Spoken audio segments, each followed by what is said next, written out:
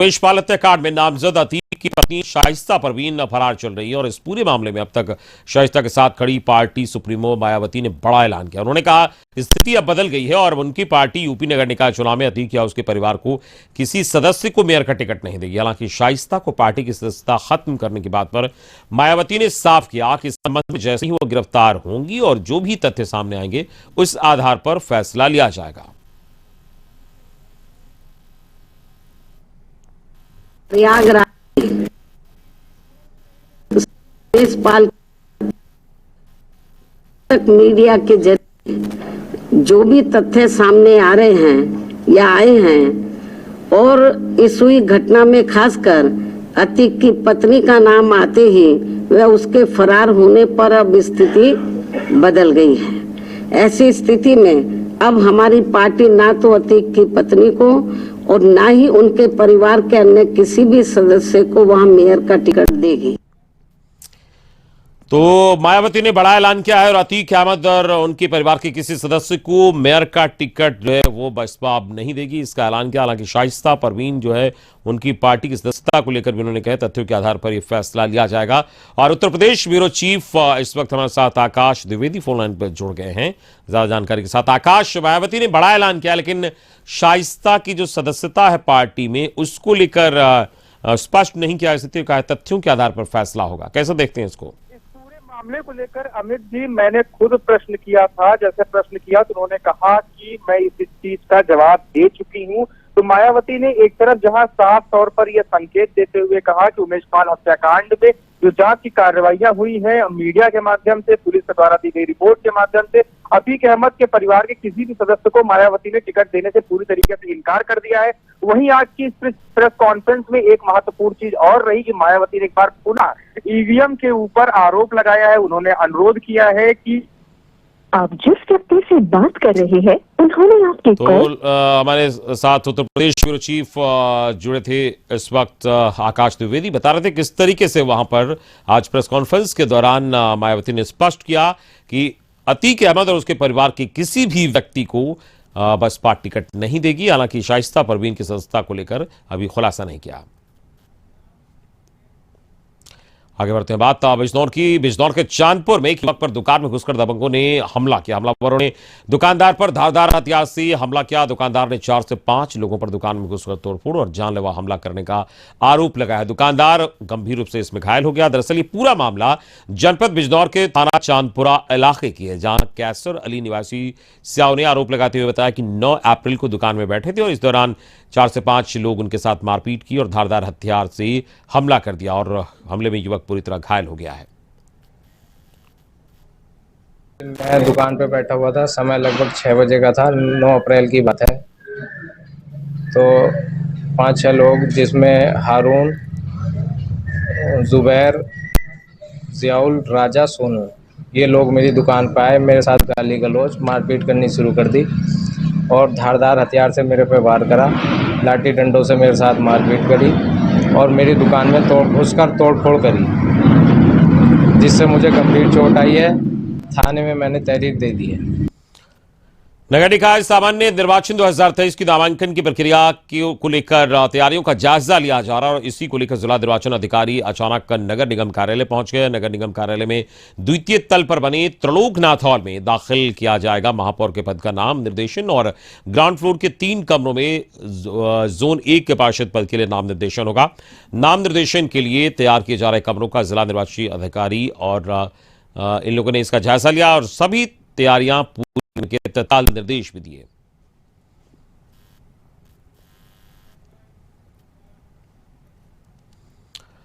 थाना चांदपुरा क्षेत्र के ग्राम मिर्जापुर इलाके में ट्रेन की चपेट में आने से एक बुजुर्ग महिला की दर्दनाक मौत हो गई। बताया जा रहा है कि महिला घर से दवा लेने के लिए चांदपुर जा रही थी और तैसे ही महिला रेलवे लाइन पार कर रही थी और ट्रेन की चपेट में आ गई, जिससे महिला की मौके पर ही मौत हो गई। और ये पूरा मामला जनपद बिजनौर के थाना चांदपुर इलाके के ग्राम मिर्जापुर की है, जहां मिर्जापुर की रहने वाली बुजुर्ग महिला की ट्रेन से कटकर मौत हो गई।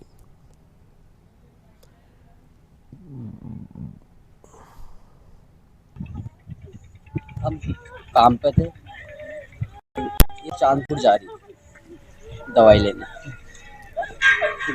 गढ़वाल से एक्सीडेंट हुआ 11 बजे। क्या लगती थी मृतक आपकी? माँ है हमारी। कितनी उम्र होगी? ये 60 के लगभग। उत्तर प्रदेश के निकाय चुनाव की बात करें तो बुलंदशहर पुलिस इसको लेकर अलर्ट है। 12,000 लोगों को पाबंद किया है और पुलिस ने असामाजिक तत्वों को बाउंड करने की प्रक्रिया को पूर्ण कर लिया और सीसीटीवी कैमरों की नजर में मतदान कराए जाएंगे। बुलंदशहर की सभी निकाय चुनाव में द्वितीय फेज में चुनाव होना है, जिसको लेकर तैयारियां पूरी की गई है। जो नगर निकाय चुनाव यहाँ पे जनपद बुलंदशहर में होने हैं, इसको लेकर के पुलिस अपनी तैयारियां निरंतर कर रही है। अब तक लगभग 12,000 लोगों को बाउंड डाउन कराया जा चुका है और जो भी क्षेत्र चुनाव से प्रभावित हो रहा है उसमें शस्त्र जमा करवाए जा रहे हैं। साथ ही साथ ऐसे जो भी सक्रिय आपराधिक तत्व हैं उनको चिन्हित कर उन पर गुंडा और गैंगस्टर की कार्रवाई की जा रही है। उत्तर प्रदेश के निकाय चुनाव को लेकर चुनाव आयोग ने बिगुल बजा दिया और जहां निकाय चुनाव को हरी झंडी मिलने के बाद प्रत्याशियों में टिकट पाने की होड़ मची है। लखीमपुर खीरी जिले की अगर बात की जाए तो लखीमपुर खीरी जिले में अभी तक किसी भी पार्टी के प्रत्याशियों को टिकट का सिंबल नहीं मिला, जबकि लखीमपुर खीरी जिले में पहले फेज में नगरपालिका के चुनाव होने हैं, जहां 4 मई को मतदान किया जाएगा और 13 मई को परिणाम घोषित किया जाएगा। आचार संहिता लागू होने के बाद लखीमपुर खीरी जिला प्रशासन हरकत में आया है और शहर में प्रत्याशियों की होर्डिंग और बैनर को युद्ध स्तर पर हटाया जा रहा है। नगर निकाय चुनाव को लेकर के जहां चुनाव ने चुनावी बिगुल बजा दिया है, वहीं लखीमपुर खीरी में अगर हम बात करें तो प्रत्याशियों में होड़ लगी हुई है। टिकट पाने के लिए दौड़ भाग का दौर जारी है। अब देखना ये दिलचस्प होगा कि यहाँ पे किस पार्टी को कौन टिकट मिलता है और कौन प्रत्याशी अपना पार्टी तय करती है कि किस पार्टी की तरफ से कौन सा प्रत्याशी चुनाव लड़ेगा। वहीं प्रशासन ने चुनावी बिगुल बजते ही आचार संहिता लग जाने के बाद में तुरंत होर्डिंग बैनर को उतरवाना चालू कर दिया। युद्ध स्तर पर कार्य जारी है। अब देखना ये दिलचस्प होगा कि 4 मई को हमारे यहाँ लखीमपुर खीरी में 4 मई को वोटिंग होनी है और 13 मई को उसके रिजल्ट आएंगे। अब देखना ये दिलचस्प होगा कि किसके सर जीत का सेहरा बनता है, कौन विजयी होता है। बीएसपी नगर निकाय चुनाव का स्वागत करती है। चुनाव आयोग से अपेक्षा है कि पारदर्शिता के साथ चुनाव कराए। नगर निकाय का चुनाव बैलेट पेपर से हो, ना कि ईवीएम से, ये बसपा की ओर से मांग की गई और प्रेस कॉन्फ्रेंस कर बीएसपी ने चुनाव को लेकर तैयार होने की बात की। हर वर्गों के हितों के मामले में बीएसपी हमेशा काम की और लंबे समय के इंतजार के बाद तारीखों का ऐलान हुआ है। केंद्र और राज्य सरकार के द्वारा धन उपलब्ध करवाए और जो भी सीटों के आरक्षण की श्रेणी में रखा गया है उसको ध्यान में देकर चुनाव करवाया जाए। ये तमाम मांगे बसपा की ओर से प्रेस कॉन्फ्रेंस कर की गई है। और बात रायबरेली की, जहां जनपद में लगातार विद्युत विभाग की लापरवाही सामने आ रही है, जिसका खामियाजा किसानों को भुगतना पड़ रहा है। लगातार कई तहसीलों से कई बीघा फसल शॉर्ट सर्किट से जलकर राख हो गई है और किसान अपने माथे पर हाथ रखे बैठे हैं। ताजा मामला रायबरेली के खीरो थाना क्षेत्र के मानपुरा का है, जहां विद्युत विभाग की लापरवाही से शॉर्ट सर्किट हुआ और लगभग 4.5 बीघा फसल जलकर राख हो गई। ग्रामीणों में काफी आक्रोश को लेकर देखा जा रहा है। ग्रामीणों का साफ तौर पर कहना है कि तकरीबन 1.5 घंटा हो गया और फायर ब्रिगेड को सूचना दी, लेकिन फायर ब्रिगेड की गाड़ी अब तक मौके पर नहीं पहुंची और सारी फसल जलकर राख हो चुके हैं। कहीं कड़ी मशक्कत के बाद ग्रामीणों ने आग पर तालाब और हैंडपंप से पानी भरकर आग को काबू में किया।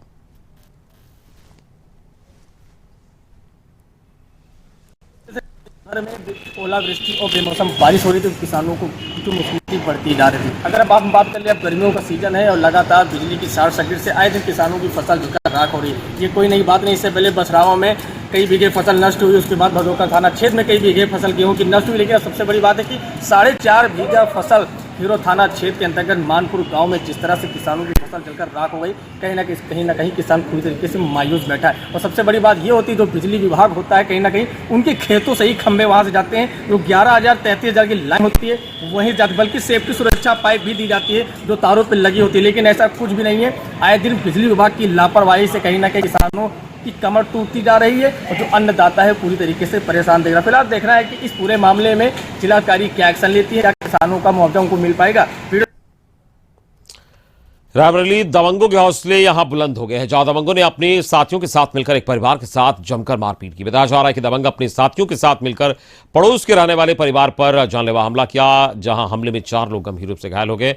आनन फानन में सभी घायलों को जिला अस्पताल रेफर किया गया। जानकारी के अनुसार आपराधिक प्रवृत्ति के बताया जा रहे हैं ये दबंग और परिजनों ने आरोपी दबंग अरविंद तिवारी पर गंभीर आरोप लगाए। फिलहाल दबंगों की आगे नतमस्तक दिख रही है वहां पर पुलिस और घायलों के परिजन के तहरीर के आधार पर मुकदमा दर्ज करने की बात कही जा रही है। सीएससी बेलाभेरा से 4 केस पेशेंट रेफर किया गया था, जो 108 एम्बुलेंस लाया गया। बाकी एग्जामिन करने के बाद किसी ने 3 लोगों को सर में चोट लगी थी, एक को हाथ में चोट लगा था। 4 में से एक महिला है, बाकी 3 पुरुष है। महिला का नाम है अर्चना और बाकी एक का नाम है पंकज, दूसरे का नाम अमरेश, तीसरे का नाम है लल्लन। बाकी 2 लोगों को सर में चोटें लगी है। रायबरेली आदर्श चुनाव आचार संहिता लगने के बाद जिला प्रशासन हरकत में आया है और शहर की होर्डिंग और पोस्टर बैनर को उतारा गया। वहीं हमारे संवाददाता नरेंद्र त्रिपाठी ने जिलाधिकारी माला श्रीवास्तव से सुरक्षा व्यवस्था और शांतिपूर्ण चुनाव को लेकर बातचीत की। हम लोग जानते हैं कि राज्य निर्वाचन आयोग द्वारा नगर निकाय चुनाव के संबंध में सूचना जारी कर दी गई है, जिसके क्रम में आज हमने जिला स्तर से भी जिला निर्वाचन अधिकारी के रूप में यहाँ से अधिसूचना जारी कर दी है सभी 10 निकायों में चुनाव के लिए। और हमारा जिला फेज 1 में क्योंकि लिस्टेड है, तो 4 मई को चुनाव होगा और इसके लिए हम लोगों की सारी तैयारियां जिले में पूरी हैं। रविवार शाम उत्तर प्रदेश नगर निकाय चुनाव की अधिसूचना जारी हो गई है। 2 चरणों में होने वाले चुनाव, पहले चरण में 4 मई को जनपद बहराइच में होगा चुनाव, जिसको देखते हुए प्रशासन बहराइच में अलर्ट है और कलेक्ट्रेट सभागार में डीएम बहराइच डॉक्टर दिनेश चंद्र और पुलिस अधीक्षक प्रशांत वर्मा ने प्रेस कॉन्फ्रेंस की, जिसमें चुनाव को निष्पक्ष रूप से कराने का भरोसा दिलाया। संभावित प्रत्याशियों से और सभी सरकारी कर्मचारी अधिकारियों से जो निर्वाचन प्रक्रिया में लगेंगे, उनसे आदर्श आचार संहिता का अनुपालन सुनिश्चित करने के लिए अनुरोध किया है और उसको हम लोग बहुत ही सूक्ष्म दृष्टि से बात भी करेंगे। साथ ही जो इस निकाय के चुनाव होना है, उनकी तारीखों के संबंध में आज जिला निर्वाचन अधिकारी के स्तर से सूचना निर्गत हुई है।